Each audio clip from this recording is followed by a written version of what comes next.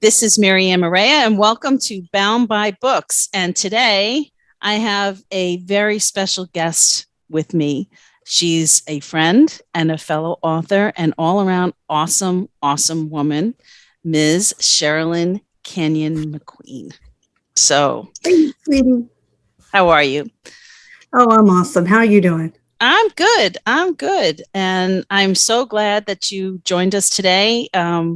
We haven't spoken in a little while because we're both busy chicks. Yeah, So, with busy children. Oh my God. so My watch is talking to me. Don't do that. oh, that's okay. At least it's your watch talking to you, because for me, sometimes it's my own voice is talking to me. Yeah, I have So those too. I think it's a prerequisite for anybody who wants to be an author. So Exactly. anyway, we are talking today industry and craft as usual, and Sherrilyn has graciously offered to give us her insights. She has been a, a New York Times #1 bestseller many, many, many times over. I'm sure some of you, or if not all of you, are familiar with her work. My personal favorite happens to be the Dark Hunter series. Gotta love me some Ash, definitely. Well, So, thank you. Sherry, why don't you start with giving us a little bit about your writing background, when you started, Oh, and what you've seen in your time in the trenches, yeah. then Oh, versus now. Lord. Oh my God. So many changes. I mean, my first story, or it was actually nonfiction, was published when I was in third grade. My first professional sale, I was 14 in 1978. Don't anybody do that math. But yeah, oh my God, so many changes. I mean, I was still in college when I sold the first book, which I won't tell you when that is because again, that just makes me so old. You look fabulous. Just, I'm Oh, telling you bless right you, now, you bless look you. fabulous. So, all right. So the question is, what do you find easier now versus harder um, in becoming an author? What do Oh, you think? time What to do you? I mean, write. you saw what it was like for you to become an author back in the day before ebooks, when they were still brick and mortar Mhm. bookstores, and there were, you had no choice but to go traditionally published, trad Right, published, and and you there were used a to have to. lot of them. Yes, yes, there was. And then all of a sudden in 2010, it's like ebooks came onto the market, and a whole new breed of author was born, and we're called indies. That's at least what I am. But you Mm, are still a trad published author, well, and you have hybrid. a hybrid. So I would love the insight on what you think you find easier now versus harder now than you Well, did when you finding time to first. write. Yeah, well, time to write because you've now got all the social media and stuff. But I was the first New York published best-selling author who published an ebook back in 1995. So Wow, I didn't it, realize they were that. It was 95. I always yeah, thought, because yeah. I remember the first time I ever saw somebody with a Kindle. I was on a Hmm. plane heading to Hawaii, and this woman in front of me, like catty cornered from me, had this device, and I was like, "What the hell is that? What the hell is that?" And that was in 2007. Right, So, right. you know, Yeah, so yeah. so what was it like publishing an ebook in 1995? Well, back then they were on discs, and you'd give them to people, and they'd be like, "What do I do with this?" Well, you put it in, and you can read it on your computer. And then, of course, it was why. you Yeah. know, the internet was still in its infant. Well, not the internet, but the web was still in its infancy. So you took a lot of flack back then. I mean, it wasn't considered being published. The authors who were doing it were ridiculed and mocked. And I remember sitting down, oh God, I want to say it probably was around 2006 when Kindle first came out, and Matthew Shear, who's since passed. But I remember him, and I'm like, Matthew, you got to prepare for this. It's coming. Ebooks are coming. They've been around. They're not going anywhere. And he made the comment, that's such a little bitty portion of our sales. Why should we even bother worrying about that? Okay. Well, today, it's like Yeah, guys, y'all did not prepare yourselves for this day, which I'm glad to see because like my son's an author. He now has options that we didn't have back in the day. It was traditional or nothing, and you sold away your baby, your soul to those contracts, and now they won't release them. So, yeah, but the hardest thing today really is just finding the time. Back then I didn't have to check Facebook. I didn't have to worry about making TikTok videos. I didn't have to worry about Instagram. I could focus on writing, and it was so wonderful. The only time that I had to do social media was my mailbox. Yeah. And I remember getting bucket loads, and somewhere I think you can still find pictures where, it'd be like a 4 or 5 foot tall stack of letters, actual letters, and you'd have to handwrite them back out, which took time too, but you could kind of, I'd do it when my kids were doing sports or, getting my hair done, those kinds of things is when I would answer them all. So, but the bad thing is you didn't get to interact with the fans like you do today. So it's kind of just a give and take. Yeah. Yeah. And social media is a big part of marketing now. I remember when I first started, because I've been only writing for, I became an indie in 2014. I got my rights back from a small press, in 2013, and I republished my first 3 books at that point in time in 2014. And I remember thinking, well, trad published authors have the tiger by the tail. They have a big, huge publishing company who's going to do everything for them. Right. They don't have to do anything. I'm sorry. I love that myth. I love that myth. Yeah, it is a myth. And you know what? It was propagated for a really long time that people thought that was the way. I mean, it is a way, but it is not the way, Right. I mean, there's plenty of opportunity for indie authors now. That wasn't always the case, because I remember being the bastard stepchild back in 2010. Yeah. Yeah. Like I said, 1995, they were throwing rocks at us. So no, it was illegitimate. That's basically what it was. Illegitimate. You were not an author, if you didn't have a publishing company. So, and now that's changed, and the publishing companies' tunes have changed too. Well, and the readers have, because now readers automatically assume that we're all independent now.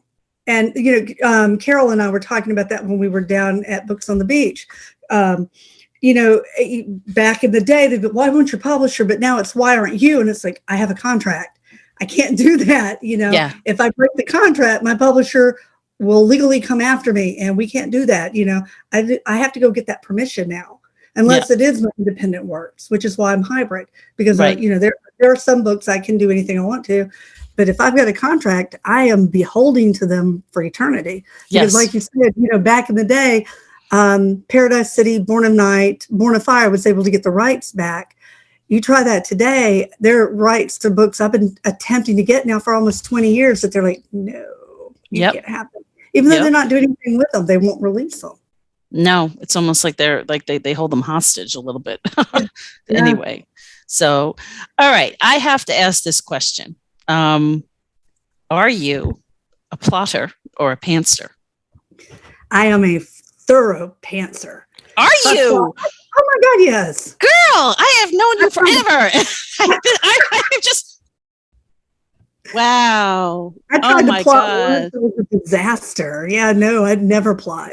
See, now I want to crawl around inside your brain, because it's like, because I cannot believe that you have crafted these 1,000. I mean, Ash is 1,000 pages, and it's Asheron, and if you pantsed that entire book with all of its twists and turns and depth, and I sobbed reading that book. Oh my God! Thank you. It's got a place of honor on my bookshelf. It does. Thank you. I love you. Thank you. I love you too. But I'm so surprised. Wow, that makes you absolutely prolific. I mean, I thought you were prolific before, but that makes you absolutely prolific. And I'm not blowing sunshine up your shapely butt. But when we were talking earlier, trust your characters. Trust where they're leading you. Let them dictate the story. Just follow them. Don't try and control them. Let those little children run free into the wild. They will seldom lead you astray. I won't say they never do. That would be a lie. Yeah, I mean, trusting my characters. I mean, I've done so, but like you and I were talking before, I'm having 8 books in a series reviewed now for Mhm. re-release, and it's funny how certain readers gives you different takes on Oh, what's yeah, going on. And actually, I had one come back to me and said, because she is critiquing for me, right. saying, now I really want to know the backstory of this character. You have to write the book to the backstory of this character. So I was like, just read all 8, please. Just finish it so that I can get your final verdict, and I know where I'm going to go from there.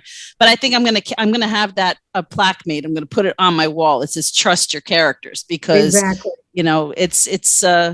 it's your baby, and you have to know where your story's going in your head, and you can't let anybody influence you, because it Right. becomes a situation like writing to trend, Yeah. Yeah.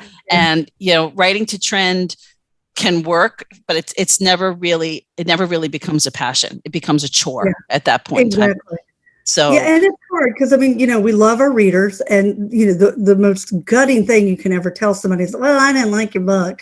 We don't want to hear that. I mean, even when it's true, it's like it can destroy our ability to create for days, sometimes weeks. I've had friends in the past; they never wrote another book because they couldn't handle the criticism. And when it's constructive, that is very, very helpful.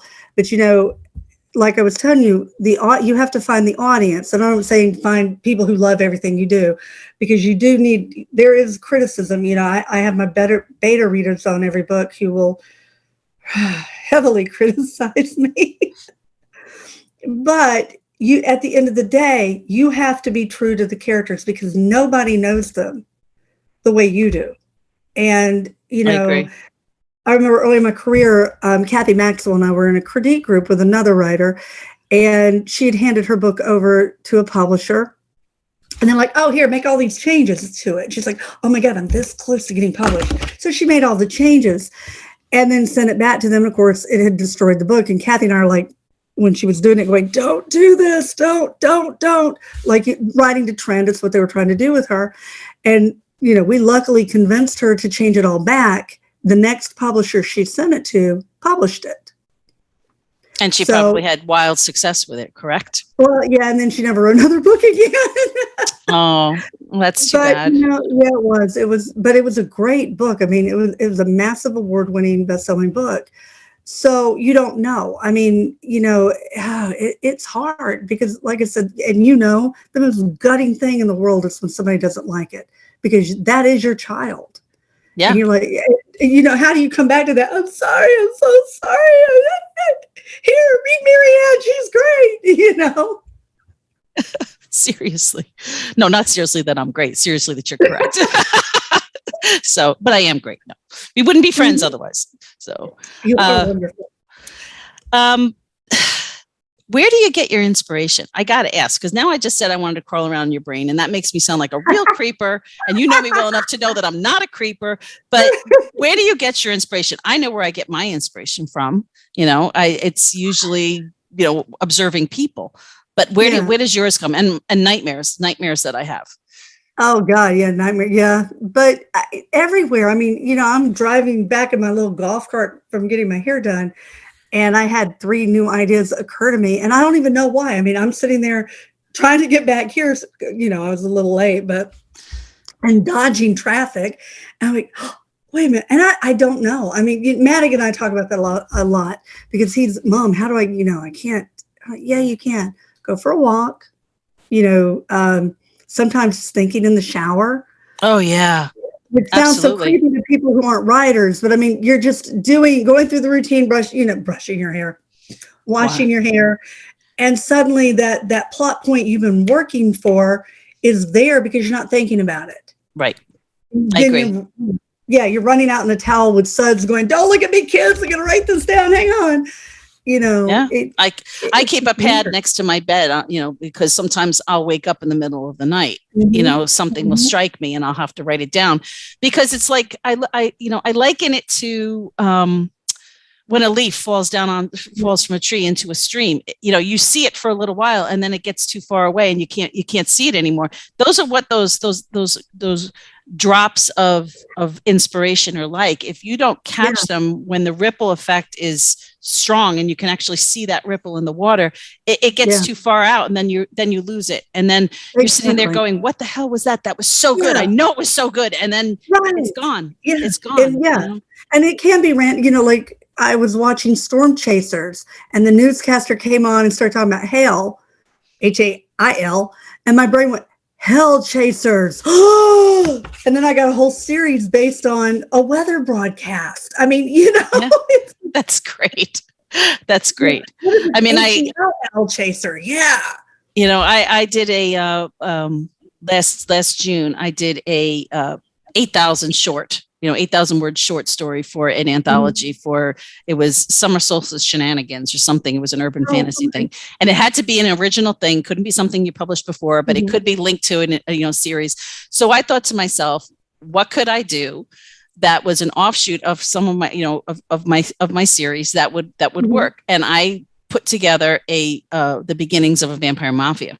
And it got chosen to be put in. It had to go first 500 words, and then you submit the first the whole 8,000. That was the cap, and it got chosen to go in. And I thought to myself, now this is something I want to run with, so I've been kind of chipping away at it, working on it while I've been doing other things, because I love it when you have a main series like you have. And I have, and then you have offshoots of those series and you have the characters come back and make cameo appearances, and you do crossovers. It just kind of makes the world, it grows, and then it becomes just even richer, organic, I mean, what is your favorite part of creating a series? You've got your inspiration now. Is it the world building? Is it putting characters together? Is it, what is your what kind of really gets your creative juices going? Is it building the world or expanding a world, or? Well, that's a hard one, because I do, my little geeky thing is like conlanging. So I've got all these languages I've created, a couple for Dark Hunter, like the Chthonians. But, when you're talking the League series, I've got extensive vocabularies, and you could actually speak in Darien or Trezani. I've got all that worked out, and I have these 3D models to where you can actually go on my computer and run around the Akkadian universe, so that I know exactly how many days of travel it would be from, say, Karen to Indaria, or to an offshoot of, this outpost, or to the Goturnum base, So I won't say no to the world building, because I think I take it to the nth degree. But the characters are what motivate the story, and every time there's a character that's actually been in the series, and I can't tell because it's a spoiler, but, the the League series, that I'm dying to out the character and what you actually have been seeing. And, especially when the fans are asking questions, you're like, and I want to write the book, but it needs a couple of books to set it up. Because you've got to understand the conflict that's going to be in that book. And you really there are 2 books I have to do before I can get to that one. And that's, so it's all of it. Yeah. For me, it's world building, and then the characters within those worlds. I had a previous podcast that I recorded with Tina Moss, who's the publisher from who owns City Owl, and she's also one of our round robiners and a friend. And she does sci-fi romance, and she says she's got extensive Excel files with the characters and the worlds and the the languages and the different cultures, and not even just the physical characteristics, but everything. And it's so broad and expansive.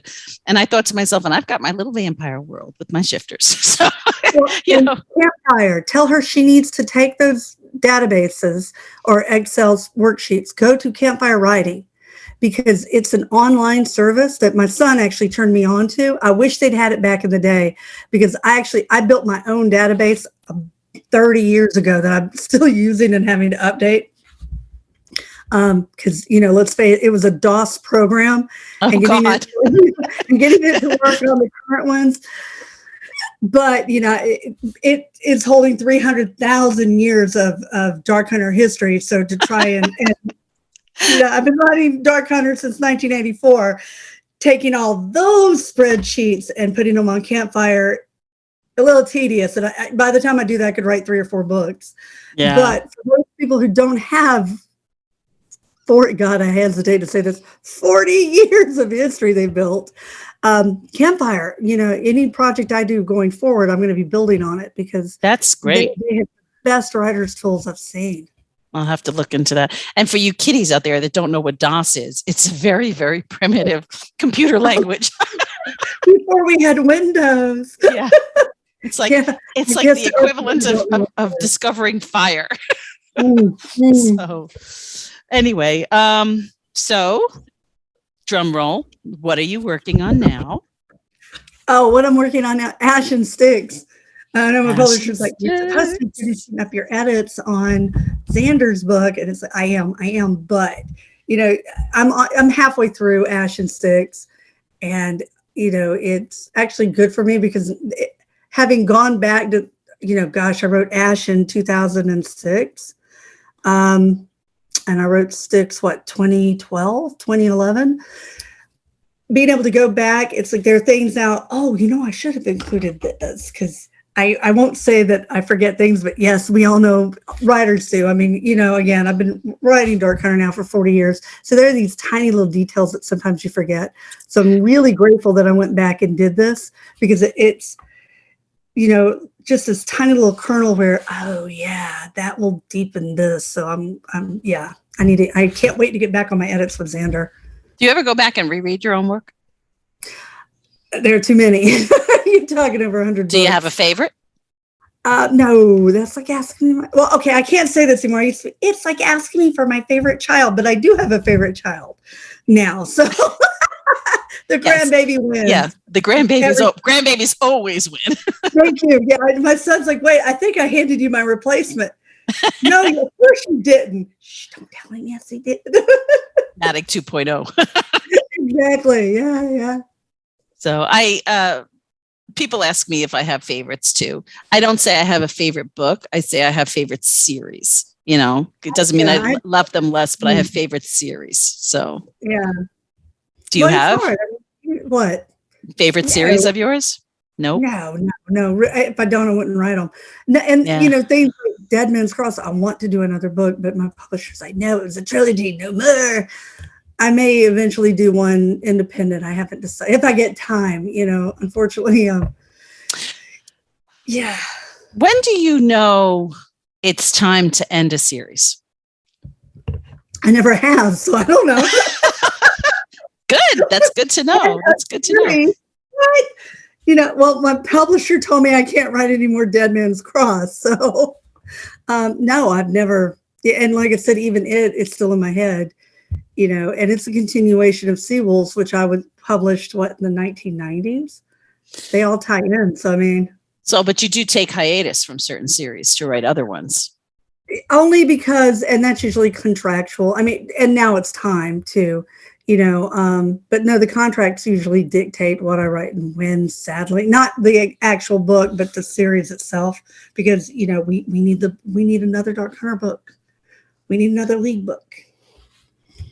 So yeah, I have a author acquaintance who writes witchy cozy mysteries, Amanda Lee, and she writes so many books ahead of her publishing schedule, so that she's got a bank of books that she can put out and do marketing for while she's writing other things. Do you do that as well, or is it just you're putting them out as you're finishing them?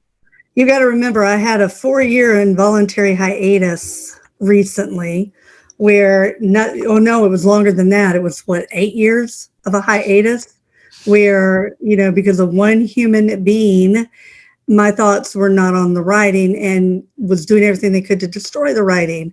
So anything that I had like that has been used up already, sadly. And now I'm trying to that's one of the things why I can't do the Dead Man's Cross book. I'm playing catch up, and that was one of the frustrating. Yes, okay, we weren't going to talk about the big D, but we will talk about it in terms of this.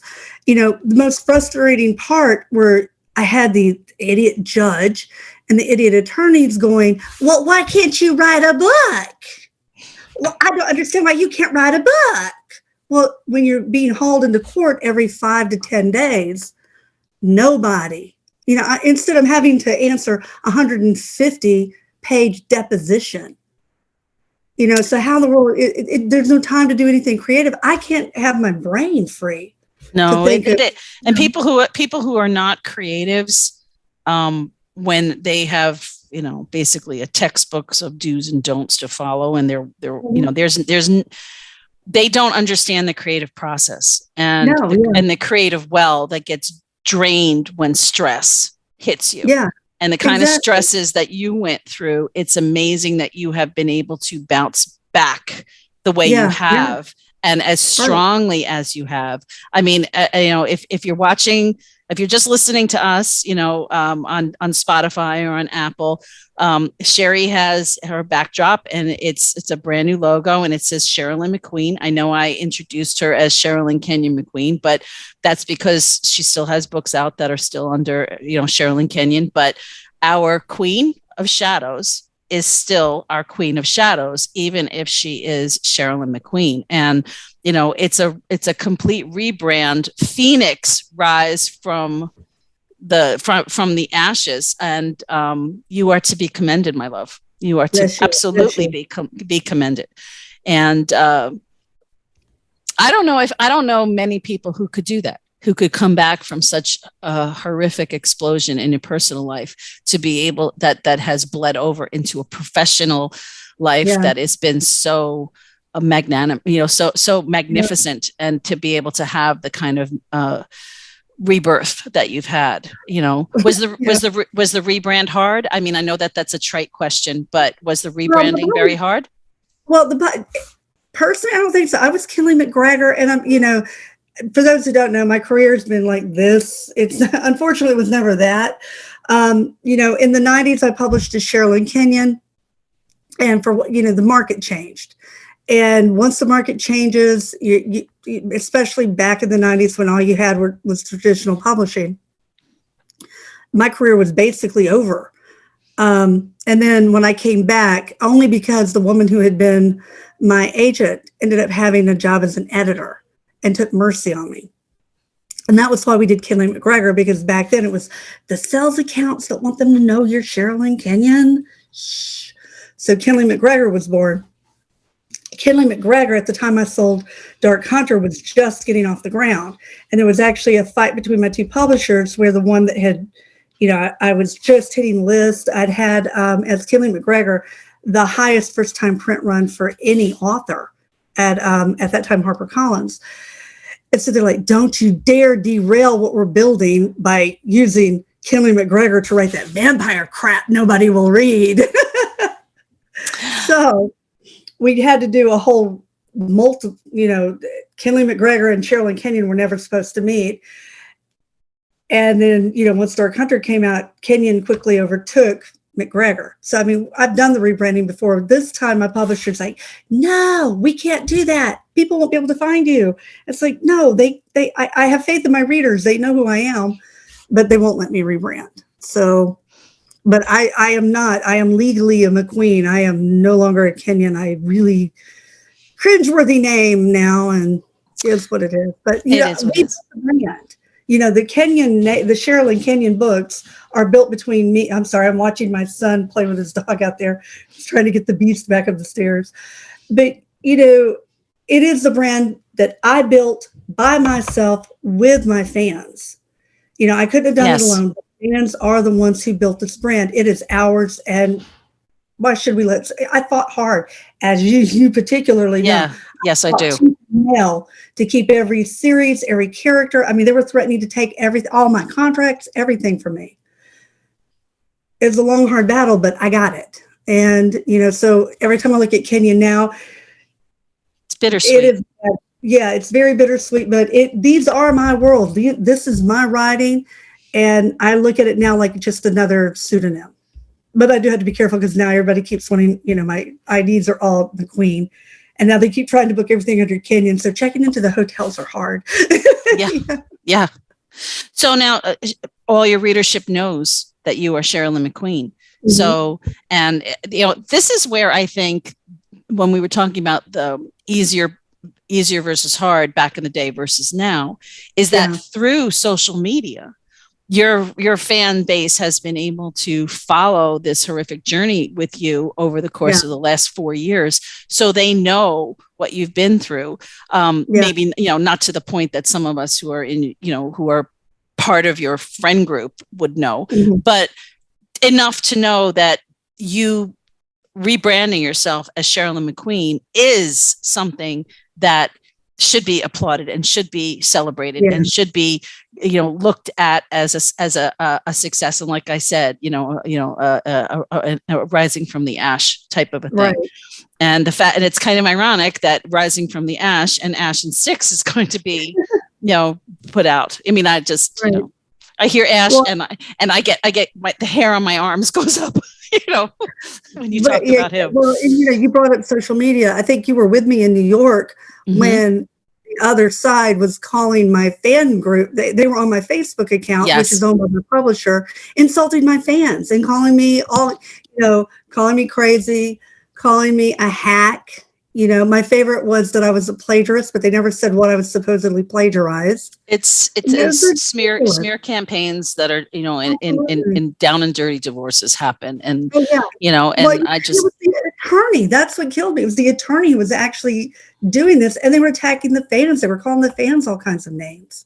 And, that's where it's just like, okay, they did everything they could to destroy it, but God bless my fans. God bless you guys. I mean, I'm so grateful for, I wouldn't be here, but for my friends and my fans. So what's next for Sherrilyn McQueen? Keep going. I'm at my rebuild again. My number one thing is I would like to get a bed. I'm tired of sleeping on the couch, but well, it's sad. That really was my, the Kickstarter thing that we were talking about that I did.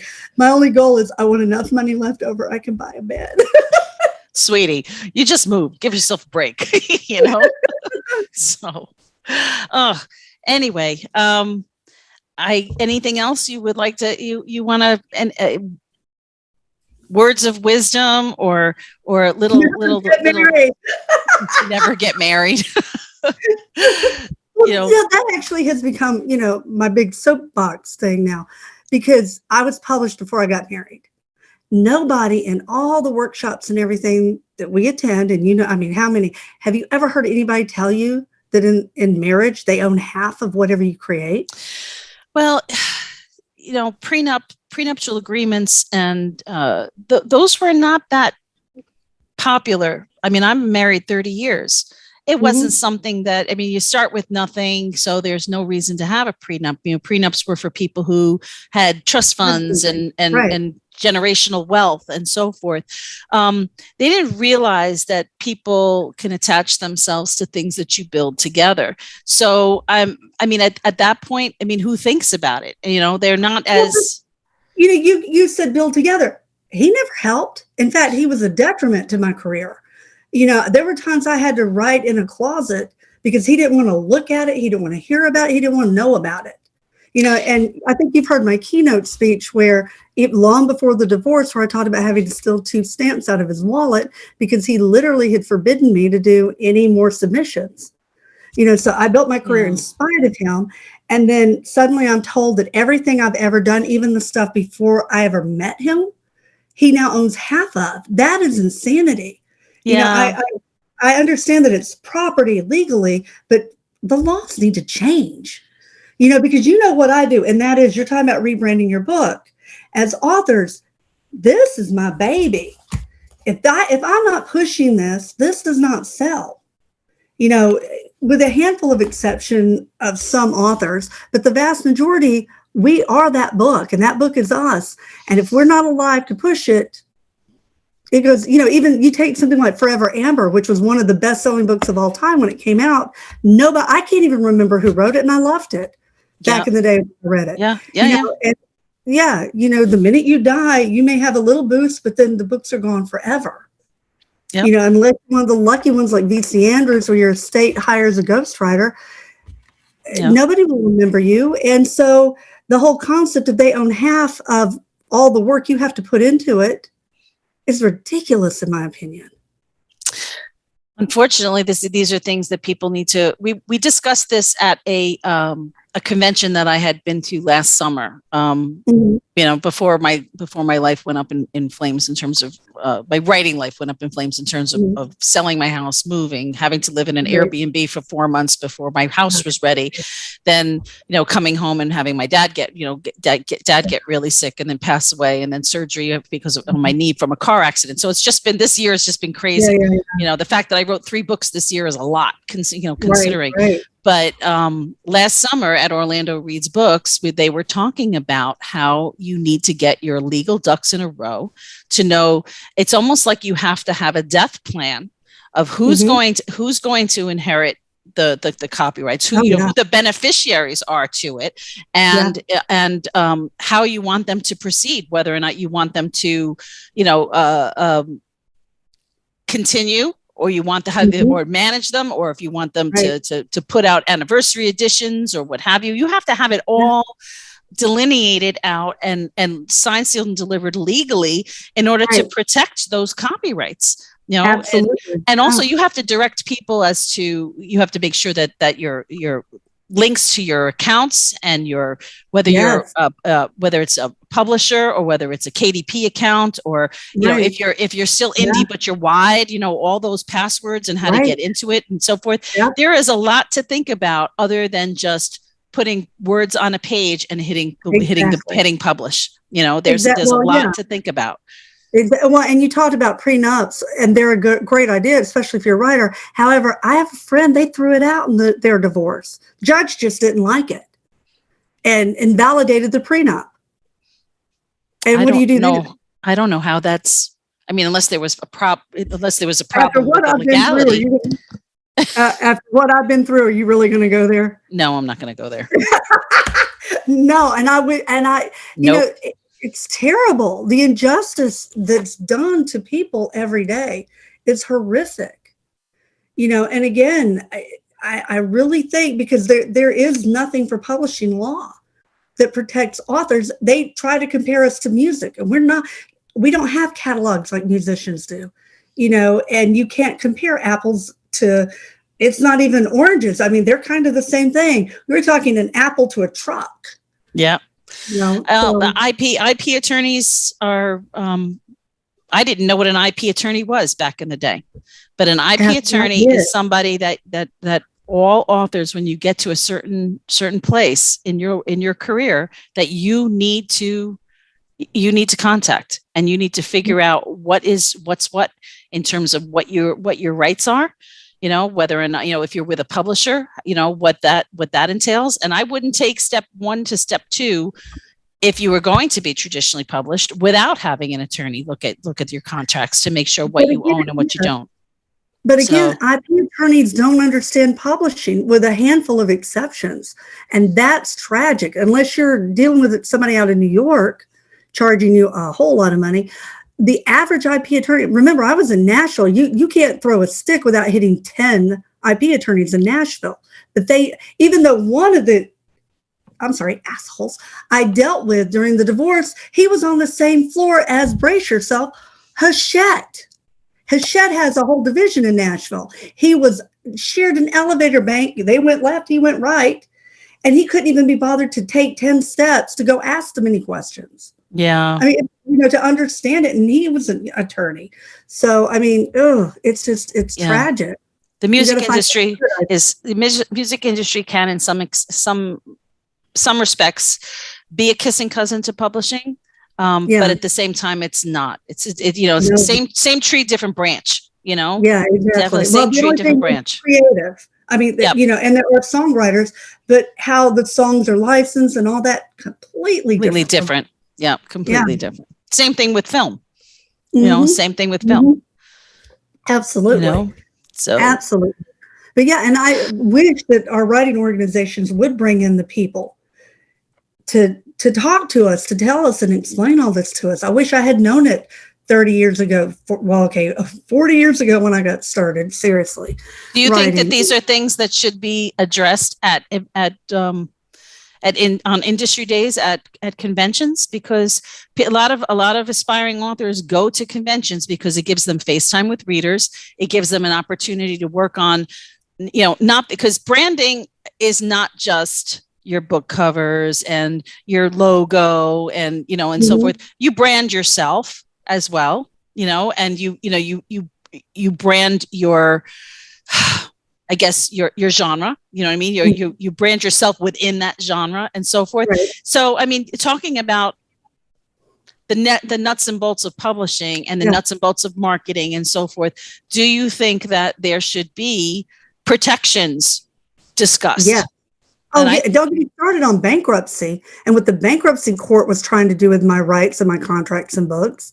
I mean, they were telling me, as you know, because we had in New York, a long, lengthy conversation about this. They were threatening to put me in jail and make me write for free. And you're like, what? You're going to sell my contracts off, but you expect me to write for free to whoever buys them and make no money to live off of? Are you out of your mind? So it's not just the marriage thing, it's bankruptcy. And nobody, again, talks about these issues. Yep. And it's not just newbie writers. Keep in mind, I've been doing this since my first book sale was, when was it? 1991. And my first short story was 1978. So I had years and years. The divorce didn't start to 2018. I was a number one New York Times bestseller. I didn't know any of this. And I'd had IP attorneys on retainer for years. And, the ex was an attorney too. And I put him through law school. I read all of his legal books. But, it's so frustrating. These were things that the books don't talk about. Until you find yourself, there's nothing really on the bankruptcy code. You're at the mercy of the trustee and their lack of knowledge. If they don't want to educate themselves or the judge doesn't want to hear it, which was a big problem, then you're screwed. And we need we need a whole bank of experts that we can call on when you're in bankruptcy or you're going through a divorce to have an expert come in and go, no, let me explain to you, this is why publishing is different. We don't have that. And we desperately... No. Yes, you're absolutely right. And I also think that people go into it thinking, oh, that this is the worst case scenario. I'm never going to go through what Sherrilyn went through. And they don't. And you never know, because life doesn't, I mean, you just like being a pantser in a novel, you don't know what's going to happen next. People live their lives. You can plot your life, you can plan your life, but it doesn't always go according to what you think it's going to be. Nobody on the day that they get married thinks that 30 years later that they're going to have someone try and do them dirty. And, so I guess it is something where you have to put foreshadowing. You have to put foreshadowing in your books, but you also have to put foreshadowing into life as well, in the worst case scenario folder, and how you're going to protect yourself. And some people may cringe at that because they may think it's a slap in the face to their child or their current partner or their child, because children, do you ever see that movie Knives Out? I mean, it's oh God, yes. You don't know what mommy does weird thing, and I was talking to a writer at DragCon. She's like, oh no, you don't understand my relationship with my husband. We've been married for X, and it's like, honey, I knew mine for 35 years. We were married for 30 years. This was not a 6-month relationship. Right. I thought I knew this person. My children thought they knew him. And we were wrong. I mean, you don't trust me. You don't know who you're going to bed with at night. I'm telling you right now. Well, God have mercy on your soul. And I hope to God nobody ever has it, because nobody should be dragged through, especially between federal and state court, the crap I had to deal with. That's why I want to talk about these issues, because I want you to be protected. I don't want nobody should have this, and especially with with indie publishing, and Mhm. with trad publishing, you have an idea, you write a book, it goes through their editing process. It could be 2 years before that book hits the shelves, because of just how convoluted trad publishing can be, especially, and by the time something gets on a shelf, you could either be writing 2 or 3 more books, if not more. So, but with indie works, you write the book, you publish it, and then you're writing other books, for rapid releases to try and keep the momentum. And you never know what's going to hit, and if it's going to hit, and how quickly that success can hit you. I mean, I remember. Hoover, we would know about Colleen Hoover. My God, look what she has done with indie. I mean, she's got trad now, but she was indie and she lit the world on fire. Right. You don't know. And if all of a sudden, your popularity and your sales figures skyrocket, just a 90-degree angle straight up, you know what I mean? Do you know how to handle that? Would you know how to handle the tax ramifications of it, and not just, I'm sorry, I have a Ring doorbell, so I must have gotten a package, and it get these very ethereal chimes go off, and then my dogs start barking. So, but it's okay. I keep having to wave at my kids. They're like, I think they're hungry. Anyway, but would you know how to handle that? I mean, I don't mean you. I'm talking just in general. As somebody, as an indie author, a lot of times we're not schooled in these things, and I would love to be able to put. I would love to be able to find resources. Yeah, but they're so few and far between. And I mean, and like you said, you look at somebody like Charlene Harris. Charlene had been writing for how many decades? 20 years. Yeah, before her books took off, overnight. And I'm glad, oh, thank God. Or George R.R. Martin. Oh my God, who would have ever seen Game of Thrones coming?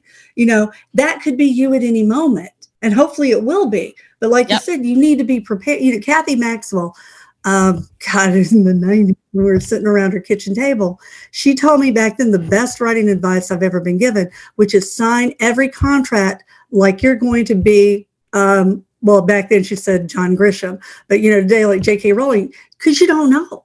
You really don't know. Right.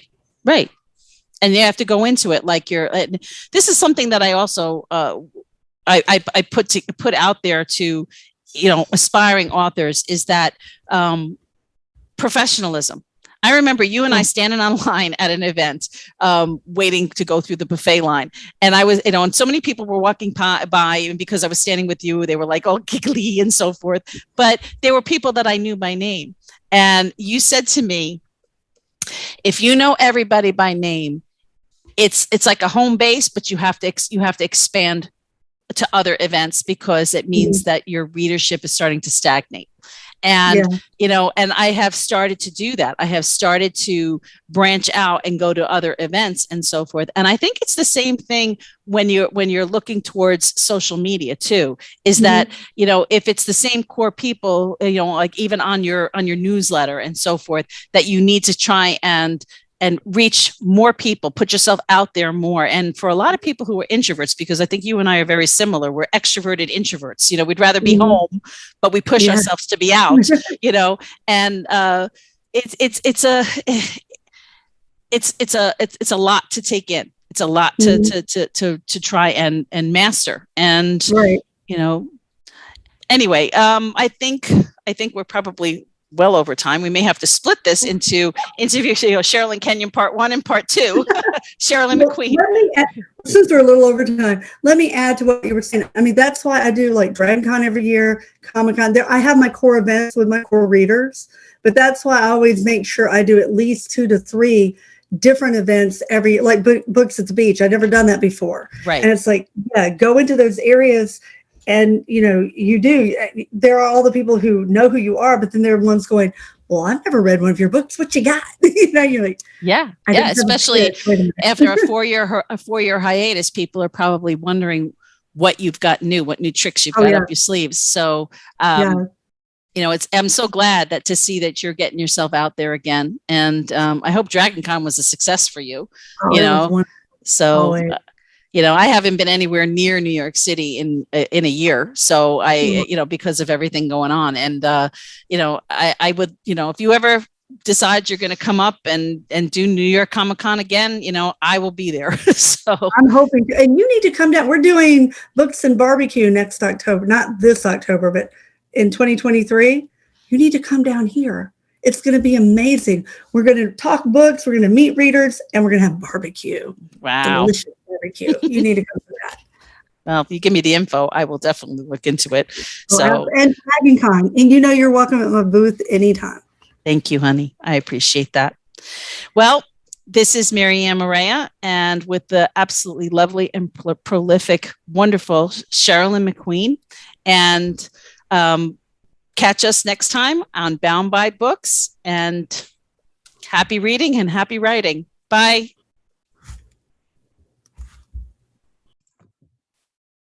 Wait! Before you go, don't forget to like, comment, and subscribe, and check us out on our website, boundbybookspodcast.com.